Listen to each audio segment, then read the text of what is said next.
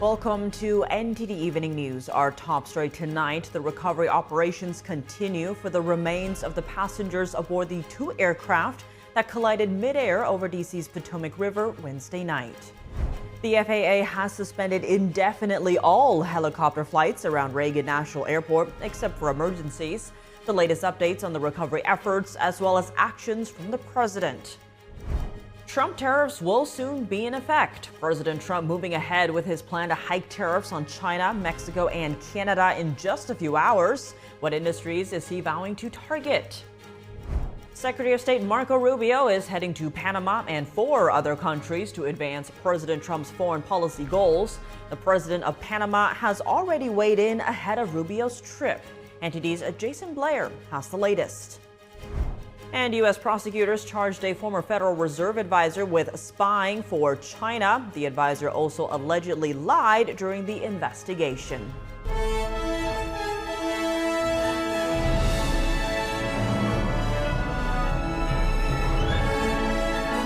This is NTD Evening News, live from our global headquarters in New York City. Here's Tiffany Meyer.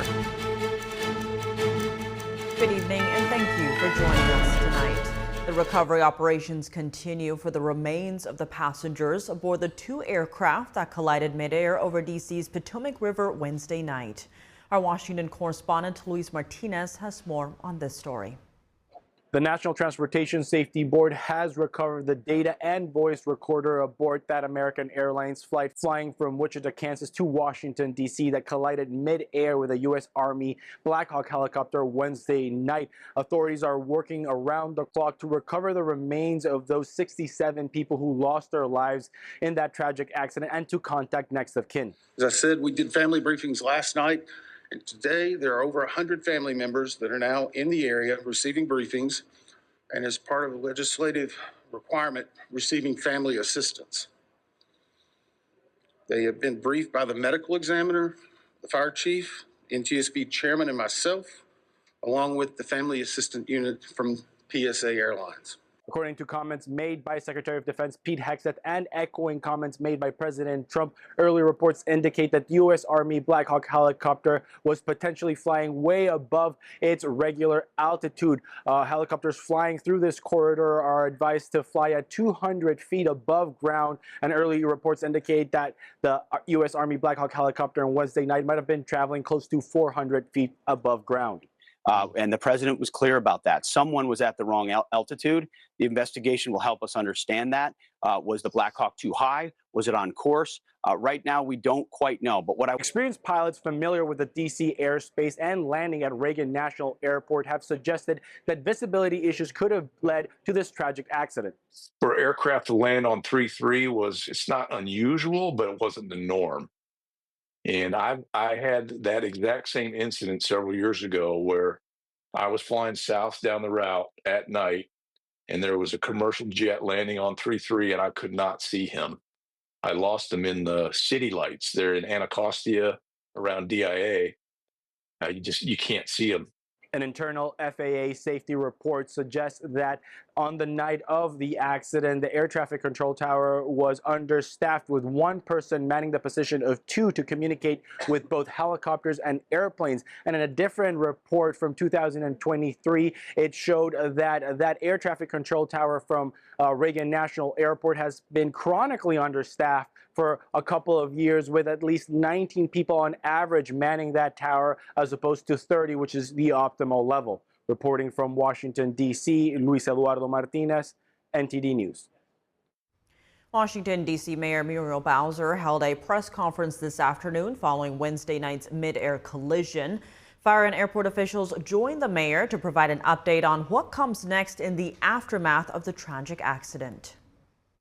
Overnight, our teams continued search operations and surface work, including side sonar scanning, shoreline searches, and aerial searches. Also, 2 Coast Guard cutters have arrived on station, and you may be able to see them out there on the water. We have recovered 41 sets of remains, and 28 of those victims have been positively identified. And as of 6 a.m. this morning, next of kin notifications have been made to 18 families. The airport is open and operating. We are in a reduced capacity and a reduced arrival rate due to the proximity of the recovery site. We do have 2 of our 3 runways that are closed. So as always, we do want to encourage passengers to reach out to their airlines for any potential flight delays. Typically, a full schedule here at National Airport would encompass about 800 flights a day using those 3 runways. We've had several, obviously, cancellations yesterday. Airlines are resuming as much as possible normal operations. I think we have about 100 flights or so canceled today. The White House explaining President Trump's actions following the aircraft collision. Here's White House Press Secretary Carolyn Leavitt earlier today.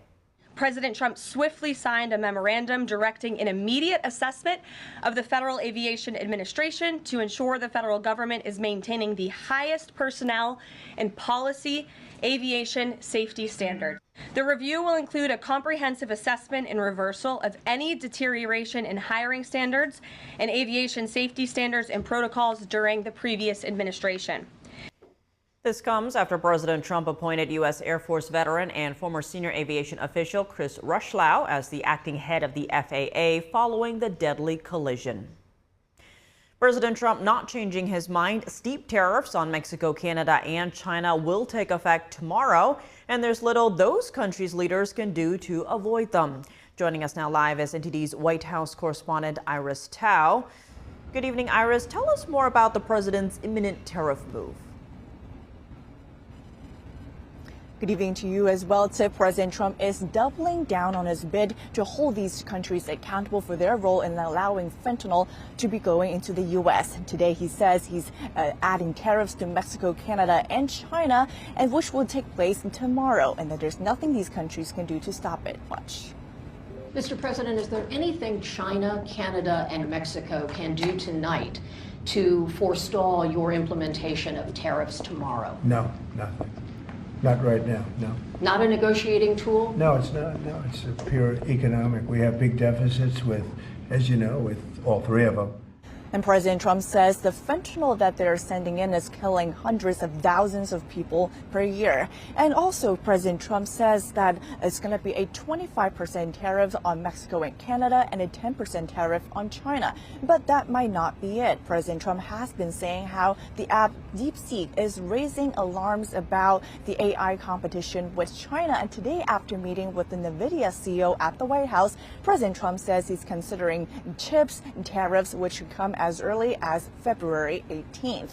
And he also says he's also considering targeting industries like steel, copper, and pharmaceutical industries, as well as items like oil and gas. Meanwhile, in response to Trump's imminent tariffs, Canadian Prime Minister Justin Trudeau responded saying that he's not going to relent until these tariffs are removed. But the White House press secretary responded this way. Watch. Justin Trudeau would be wise to talk to President Trump directly before pushing outlandish comments like that to the media. Meanwhile, Mexico responding, saying that the 2 countries should keep talking and that they say that U.S. families will also be affected by the tariffs. The White House today defending President Trump's moves, saying that the new tariffs will not lead to an increase in grocery prices for everyday Americans. And President Trump saying that he's not worried about market reactions. But of course, it remains to be seen how the market will react to the latest move, which will start tomorrow, as well as how these countries and whether they will actually also carry through on their vow to implement retaliatory tariffs. Tiff. All right, Iris, thanks for those updates. Secretary of State Marco Rubio is traveling to Panama and 4 other countries to advance President Trump's foreign policy agenda. The president of Panama has issued a statement ahead of Rubio's trip. NTD correspondent Jason Blair has more. Secretary of State Marco Rubio announces travel to Panama and 4 other stops in Central America and the Caribbean. The purpose is to, quote, advance President Trump's America First foreign policy. Along with Panama, Rubio will visit El Salvador, Costa Rica, Guatemala, and the Dominican Republic from February 1st to February 6th. The president of Panama issued a statement 2 days ahead of Rubio's trip. The sovereignty of Panama over the canal is clear. There is no discussion on this subject. the soul of a country, is not up for discussion. The State Department says Rubio will be engaging with senior officials and business leaders for cooperation in shared interests, including stopping illegal and large-scale immigration, fighting transnational criminal organizations and drug traffickers, countering China, and deepening economic partnerships. And in related news, President Trump told reporters that there are three main reasons for his decision to impose 25% tariffs on Canada and Mexico. Number one is the people that have poured into our country so horribly and so much. Number two are the drugs, fentanyl, and everything else that have come into the country. And number three are the massive subsidies that we're giving to Canada and to Mexico in the form of deficits. Trump said that the tariffs, quote, may or may not rise with time, and that oil may not be included, with a final decision coming soon. Oil is going to have nothing to do with it as far as I'm concerned. U.S. Customs and Border Protection says that during 2024, they intercepted 43 pounds of fentanyl at the Canadian border and 21,000 pounds at the Mexican border. Rubio said he had zero doubt that China has a contingency plan to shut down the Panama Canal if there's a conflict with the U.S. Rubio said the U.S. intends to address what it sees as a national security threat. The Secretary of State said a Hong Kong-based company that operates two ports at the canal's Atlantic and Pacific entrances is a risk to the U.S. He said they have to do whatever the Chinese regime tells them. President Trump accused Panama of breaking the promises it made for the final transfer of the canal in 1999 and of ceding its operation to China. Panama strongly denied this. Reporting in Washington, D.C., Jason Blair, NTD News. A former senior advisor for the Federal Reserve has been charged with economic espionage. He allegedly stole trade secrets and lied to authorities during the investigation. The indictment was unsealed by the Department of Justice today. It alleges John Harold Rogers leaked secret information to Beijing. Rogers was a senior advisor at the Federal Reserve Board of Governors, the body that helps set interest rates for the U.S. Central Bank. The DOJ says the information Rogers shared with his Chinese counterparts was, quote, economically valuable when secret. Some of that information dealt with tariffs. His counterparts worked with Chinese intelligence and posed as graduate students. U.S. Attorney Edward R. Martin Jr., who announced the indictment, said let this indictment serve as a warning to all who seek to betray or exploit the United States. Law enforcement will find you and hold you accountable. Coming up, Hamas has named 3 hostages set for release tomorrow. Meanwhile, President Trump stands firm on his Gaza plan, saying Egypt and Jordan will take in refugees. Jason Perry reports. Russia dismissing a warning from President Trump. The Kremlin denies that the Brics coalition wants to replace the U.S. dollar. Ariane Pasdar has that and a second Trump criticism from Russia. And today is the 5th anniversary of Brexit. The deeply divisive vote saw Britain leave the European Union. But since then, trade has been impacted, as has Britain's border control. Malcolm Hudson reports from London after the break.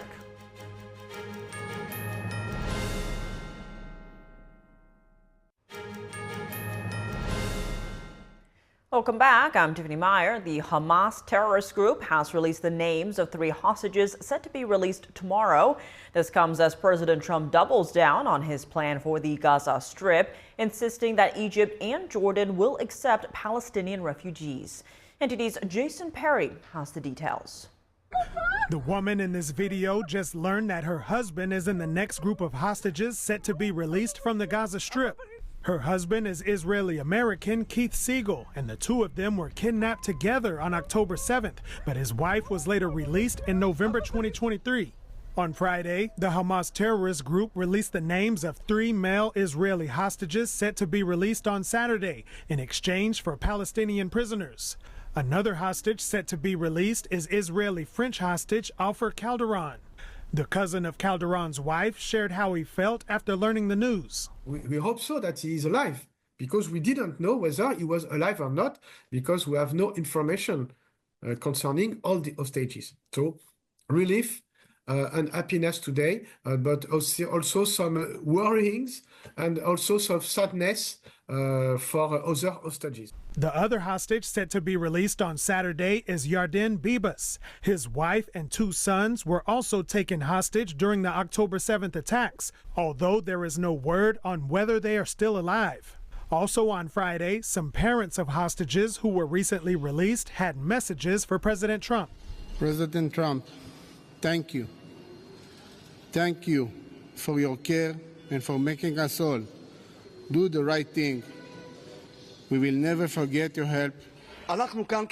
We came here to say thank you. Thank you to the United States government and President Trump, who heads it. This comes as Trump has spoken of plans to, quote, clean out the Gaza Strip and for Jordan and Egypt to accept more refugees from the territory, something that has been denounced by both countries. On Thursday, someone asked Trump if he would use tariffs or some other means to get Jordan and Egypt to accept Palestinian refugees. They will do it. What makes you say that? They're going to do it. Okay? We do a lot for them, and they're going to do it. Meanwhile, on Friday, Egyptians gathered near the border of the Gaza Strip and protested against Trump's plan for Egypt to take in more Palestinian refugees. We say no to any displacement of Palestine or Gaza at the expense of Egypt, on the land of Sinai. And as you can see, the entire Egyptian people are present. The president of Egypt on Wednesday also said he would not participate in the displacement of Palestinians. Jason Perry, NTD News. Russia today dismissing a warning made yesterday by President Trump. That's as the Kremlin also criticizes Trump's idea of an Iron Dome type defense shield for the U.S. NTD's international correspondent Arian Pazdar has the Russia update. On Thursday, President Trump sent a warning to the Brics coalition, saying they should neither create a new Brics currency nor back any other currency to replace the mighty U.S. dollar. Some Brics member nations, especially Brazil, have previously said they would create a new currency specifically to move away from the US dollar. But the Kremlin now denies that.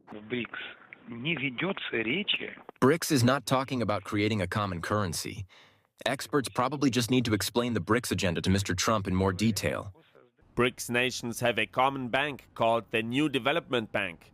Last year, while advocating for a new currency, Brazil's president said that the bank was designed to succeed where the Bretton Woods institutions continue to fail. Also on Friday, Russia criticized Trump's idea of an Iron Dome-type defense shield for the U.S. Strategic dialogue is only possible when it's based on equality and taking Russia's fundamental security interests into account. This week, Trump issued an order to build an Iron Dome, similar to the one Israel has. This would serve to intercept long-range missiles aimed at the U.S.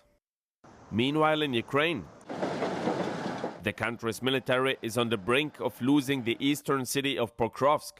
The city would allow Russia to mount attacks in several directions. Ukraine's main supply lines to the city are under threat as Russian troops have encircled it.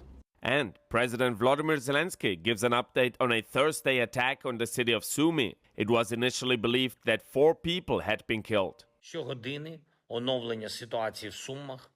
Hour by hour, we get updates on the situation in Sumy. 9 people were killed. My condolences to all the families. But in good news for Ukraine, North Korean troops have not been seen on the battlefield for 3 weeks now. A Ukrainian military spokesperson says that, presumably having suffered heavy losses, they were forced to withdraw. Arian Pastar, NTD News. Britain officially left the European Union 5 years ago today. The Brexit vote was deeply divisive, both politically and socially. Since then, businesses trading with Europe have been hit with red tape, while border control didn't pan out the way the Leave campaign wanted. NTD's international correspondent Malcolm Hudson looks at the impact of Brexit. It's been 5 years since the United Kingdom officially left the European Union. Though Britain's biggest parties backed the campaign to remain, the people voted to leave by 52 to 48% in January 2016. After long-running negotiations, the United Kingdom finally left on January 31st, 2020. In the 5 years since, Brexit has had a huge impact on Britain. It's changed our economy, and that's perhaps the least surprising thing because, as forecast, Brexit has impacted negatively on the UK economy, not precisely in the ways that was forecast. So services trade has held up pretty well, but goods trade has been affected, investment has been affected. The UK left without agreement on its future economic relationship with the EU, which accounted for half the country's trade. 11 months of negotiation later, they agreed to the Brexit trade deal, leaving the EU's single market and the customs union. It meant goods could move without tariffs or quotas, but brought new red tape, costs and delays for trading businesses. Lars Anderson, CEO of London-based company My Name Tags, ships brightly coloured labels for kids' clothes and school supplies to more than 150 countries. It has cost us money. We're definitely slower and it's more expensive, but we've survived. We're still in business. We're still a market leader in many of those EU countries, even though we still manufacture from here. To keep trading with the EU, Anderson set up a base in Ireland through which all orders destined for EU countries must pass before being sent on. He says the hassle has been worth it, but some other small businesses he knows have stopped trading with the EU or moved manufacturing out of the UK. A key Brexit contention was immigration. Remainers wanted free movement with Europe, while Brexiteers wanted to control the UK's borders. The result 5 years on? Fewer European immigrants, but mass immigration from the rest of the world. Millions have entered since 2020, far more than before Brexit. The main drivers were work visas and international students, and partly the family members they were allowed to bring with them. The Conservatives have since admitted the error. I think the immigration was far too high. Many mistakes were made, which need fixing. That's why I've said that we need a hard cap on visas. We need to make sure that we manage our borders properly, and that's one of the things that I will be holding the Labour government to account on. Looking forwards, Prime Minister Keir Starmer is seeking to reset Britain's relationship with the EU, pushing for closer cooperation on areas such as security and economic challenges. EU leaders have welcomed the change of tone from Britain, but it's unlikely that the UK will rejoin the EU in the foreseeable future. To do so would reopen intense and controversial debates, and could be politically disastrous for whoever brought them forward now. Malcolm Hudson, NTD News. A federal judge in Rhode Island today blocked President Trump's freeze on federal spending. In a 13-page order, U.S. District Chief Judge John McConnell temporarily restrained the president's freeze on federal funding. A number of state attorneys general filed a suit. They are requesting that the funding freeze be blocked for a longer period of time. They must now submit a motion to present specific evidence in support of their request. The judge said, quote, "The states are likely to succeed on the merits of some, if not all, their claims. The temporary hold will remain in effect until further notice." NPR and PBS are under investigation. Trump-appointed FCC Chair Brendan Carr says Congress should stop giving them tax dollars. Here's the story. Nonprofit media organizations NPR and PBS under investigation by the FCC. Trump-appointed FCC Chair Brendan Carr says in a letter that NPR and PBS broadcasts could be violating federal law by airing commercials. According to Carr, the FCC has long held that non-commercial educational stations can only neutrally acknowledge a sponsor on air. The announcements cannot promote the sponsor's products or services. If you hear something like Toyota, is underwriting NPR and stations like this, they can't say, go buy a Tercel. NPR correspondent David Folkenflik says NPR chief executive Catherine Mayer says NPR complies with the law. Folkenflik says Carr's letter is an attack on public broadcasting's federal funding. He basically wants there to be an elimination of all government funding from the federal government for public broadcasting. These would have real consequences for our, these 1,500 public broadcasting stations around the country that are licensed by the FCC. In Carr's letter, he says, "I do not see a reason why Congress should continue sending taxpayer dollars to NPR and PBS." NPR and PBS have frequently been attacked over the years. Elon Musk called for defunding NPR in 2023. Trump posted on Truth Social back in April, "No more funding for NPR, a total scam."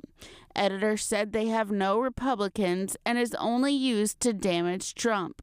They are a liberal disinformation machine, not $1. There's a lot of people that believe NPR, PBS are far left, and that it's gotten even further to the left. Media expert Greg Linnelli says he doesn't think NPR's federal funding will be stripped because of bureaucracy. In his first term, President Trump failed to defund NPR, largely because of bureaucracy. I think most likely what you're going to see is PBS and NPR coming back to the middle, at least to start after this threat.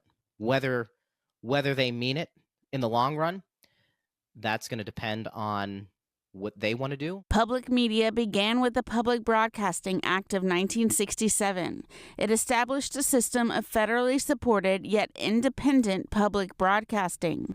The goal was to educate and enrich without commercial influence. Every conservative president, every conservative Congress, since LBJ signed the Public Broadcasting Act, has tried to undo this grave wrong. Historian Mike Gonzalez says conservatives don't like that taxpayer money is given to public media. He says it's unjust in two ways. It is unjust to their rivals. It is unjust to Fox News and to you and to MSNBC and everybody else that doesn't receive a taxpayer subsidy. And it is unjust to conservatives. Supporters of public media says it provides valuable programming that a for-profit corporation couldn't possibly provide. $535 million is set to go to the public media this year. The Justice Department is cracking down on so-called sanctuary cities. The DOJ is probing an upstate New York sheriff's office, which released an illegal immigrant accused of committing a crime. A 27-year-old Mexican citizen was in custody in Tompkins County over an assault charge. Federal prosecutors say the county's sheriff's office released him despite an outstanding federal arrest warrant. He had a charge of illegally re-entering the U.S. after a prior removal. Federal agents later arrested him on the immigration charge. The acting deputy attorney general criticized the fact that a defendant with no legal status and a history of violence was released into the community. The Justice Department is now investigating the release. Last week, the department directed federal prosecutors to start considering criminal investigations if officials interfere with immigration enforcement. An appeals court has ruled that banning the sale of handguns to adults under 21 is unconstitutional. Thursday's decision from the 5th U.S. Circuit Court of Appeals cited recent Supreme Court rulings that have expanded gun rights. Defenders of laws banning 18 to 20-year-olds from buying guns argue research shows young adults are more likely to commit a violent act with a gun. But a group called the Firearms Policy Coalition praised the decision. The gun rights organization is a plaintiff in the case and called it another critical win against an immoral and unconstitutional age-based gun ban. The Supreme Court has not weighed in on how to apply the Second Amendment's protections to young adults in light of its recent precedents. Coming up, President Trump holds a roundtable in honor of National School Choice Week. Award-winning journalist Alex Newman joins us to discuss the future of U.S. education under Trump after the break.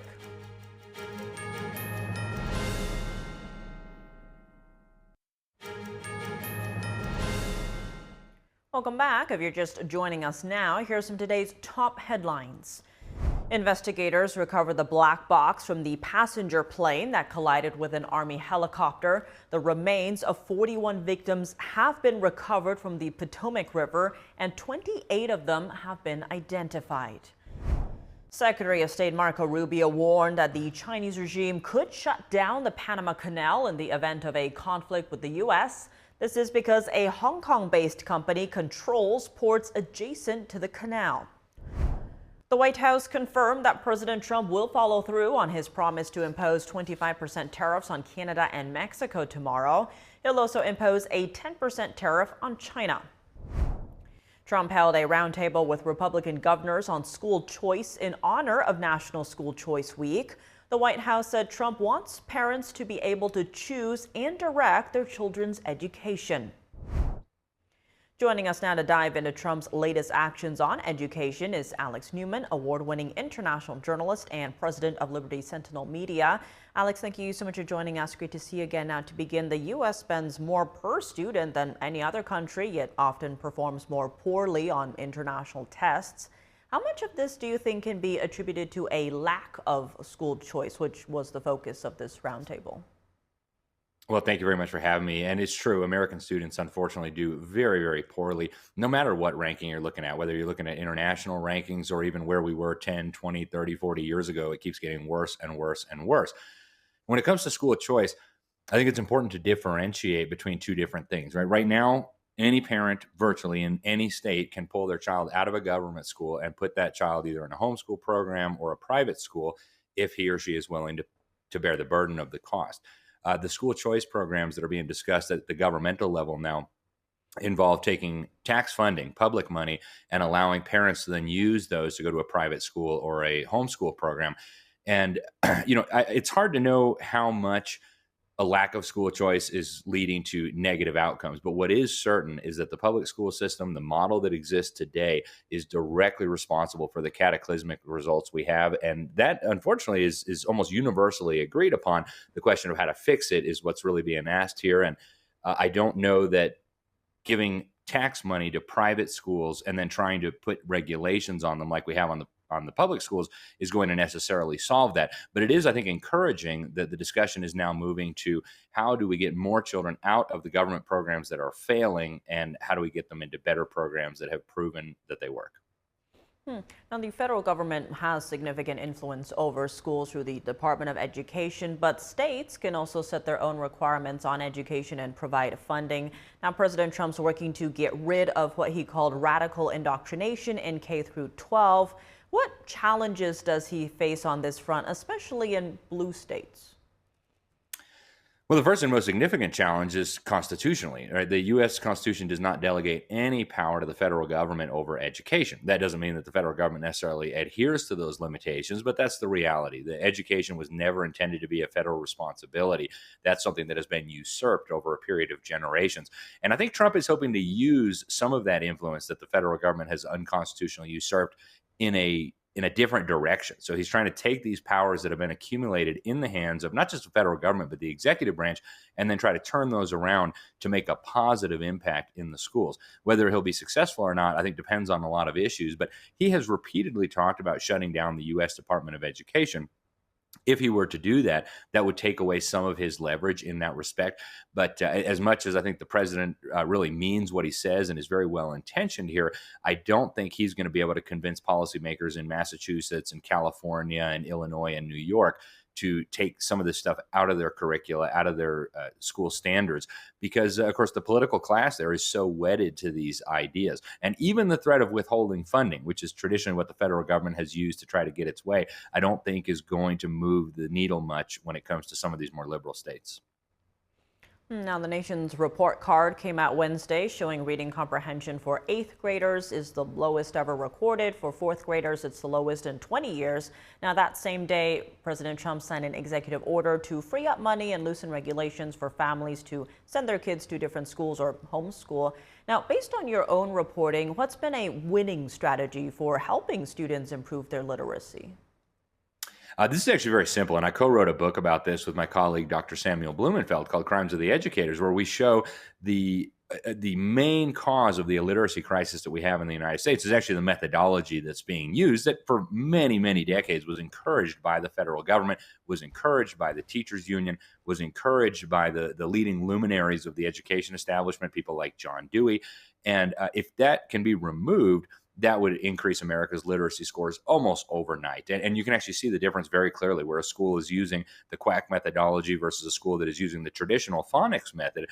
The students who learn with phonics learn how to read very, very well and very, very successfully. The students learning with the quackery or some variation of the quackery end up either functionally illiterate or at the very least reading disabled with a terrible hatred of reading. This is actually a very simple solution to this problem. We just need to teach reading the way reading was always taught for hundreds of years in societies that had a phonetic writing system. So this is not rocket science. The information is available there. I have spoken with people working on the Trump transition team about this. There seems to be a growing understanding of this, and we're seeing some action at the state level, but the inertia and the momentum has been there for so long that it's very, very difficult to reverse this, especially when you have so many teachers, millions of teachers who've been trained with the quack methods as opposed to the proper way of teaching reading. Now, expanding on that, there is also something called classical education that focuses on teaching kids how to learn, not what to learn. An analysis report by Arcadia Education says by 2035, over 1.4 million students in both private and public schools are expected to use this method. What do you make of this model, and what do you see as the future of the education system in America over the next 4 years? I'm a huge fan and a huge proponent of the classical model. In fact, my own children who are homeschooled are enrolled in something called Classical Conversations, and I serve as a senior fellow there. And the whole goal is, as you said, to teach children how to think, to teach them using classical methods that we know have always worked. And you're right, interest has never been greater. This is really encouraging. If you look at Classical Conversations, for example, it's the largest homeschooling program in the country with over 125,000 students. So this is something that people are rediscovering, right? This is how America's forefathers were educated. This is how the educated population for hundreds of years across the Western world was educated, and we've lost sight of that. But we're seeing a resurgence in that. I think more and more parents are going to be seeking out these kinds of alternatives for their children, and I think that's going to do wonders, not just for their own children, but for the communities and for the country as a whole, because it leaves behind the quackery, the failed methods that have proven themselves to be a failure, and replaces them with something that has proven to be wildly successful. So it's a great program, and I encourage all parents everywhere, look into classical education, find out what's different between classical education and what passes for education in the public school system today, and you will be very, very surprised. And looking ahead, President Trump has picked Linda McMahon as his education secretary nominee. What areas do you see her addressing first if she's confirmed? Well, I think the low-hanging fruit, get the DEI out of there, the diversity, equity, and inclusion, get the critical race theory out of there, rein in the gender stuff, which a lot of that's already happened through Trump's executive orders.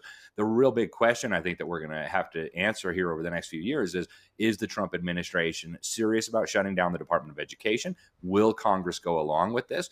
Or are we going to see some sort of maybe even a fraudulent version of that, right? There's been one prominent bill to shut down the Department of Education introduced in Congress already that would, yes, shut down the Department of Education, but really redistribute all those functions to other agencies. So I think that's going to be a really significant challenge. The inertia is there, the bureaucracy is there. It's going to be very difficult to do. But if Trump succeeds, I think it's going to be a huge achievement for his legacy that will go down in history. And frankly, I think it'll be the best possible thing for education in this country. Alex Newman, thank you so much for joining us. Thank you for having me. Coming up, several music icons came together to support and uplift wildfire victims at a benefit concert. Plus, officials provided an update on the charges against a Los Angeles resident whose drone allegedly collided with a firefighting aircraft. French President Emmanuel Macron announced a major renovation for the Louvre, with costs reaching over $800 million. Ticket prices will rise, with non-EU visitors paying more to help fund the project. That and more after the break.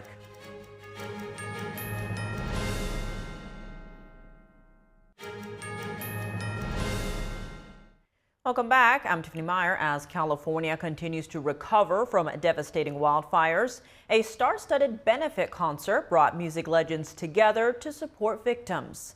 And officials shared an update on the charges against the man whose drone allegedly collided with a firefighting aircraft on January 9th.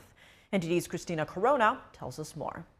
Southern California is still recovering from the recent devastating wildfires across Los Angeles County. On Thursday night, the Fireaid benefit concert was held at the Intuit Dome and the Kia Forum in Inglewood, with musicians from all different genres coming together to raise money for victims of the fires. The star-studded 5-hour event featured over 24 artists, including Billie Eilish, Rod Stewart, Stevie Nicks, Red Hot Chili Peppers, Green Day, and Alanis Morissette, among others. Lady Gaga closed the night with performances of songs from the 2018 film A Star is Born and an original piece created specifically for the benefit. Officials gave an update Friday announcing a federal criminal charge against Peter Tripp Ackerman, who recklessly operated a drone that collided with a firefighting aircraft on January 9th. They were operating drones in areas specifically being used by firefighting aircrafts conducting assaults against the fires. Ackerman admitted that on January 9th, while the Pacific Palisades fire was still burning, he launched a drone from a parking garage at Santa Monica's 3rd Street Promenade to observe the damage. The drone flew about 1.5 miles before he lost sight of it. During the flight, it collided with the Super Scooper firefighting aircraft, carrying 2 crew members, creating a 3x6 foothole in the plane's left wing. Once he enters his guilty plea, Mr. Ackerman will face up to 1 year in federal prison. The ultimate sentence imposed will be up to a federal judge at the time of sentencing.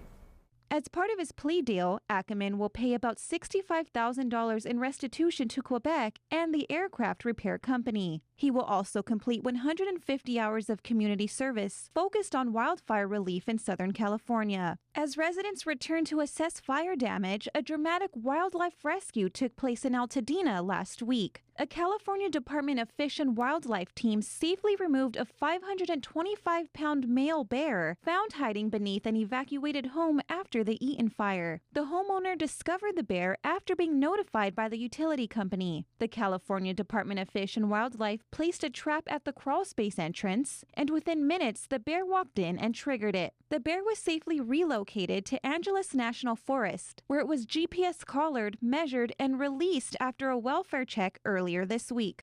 Fire authorities delivered great updates Thursday night. The Hughes fire in Cascaic is now fully contained. The Palisades fire is 98% contained, and the Eaton fire stands at 99% containment. Reporting from the city of El Monte, Christina Corona, NTD News.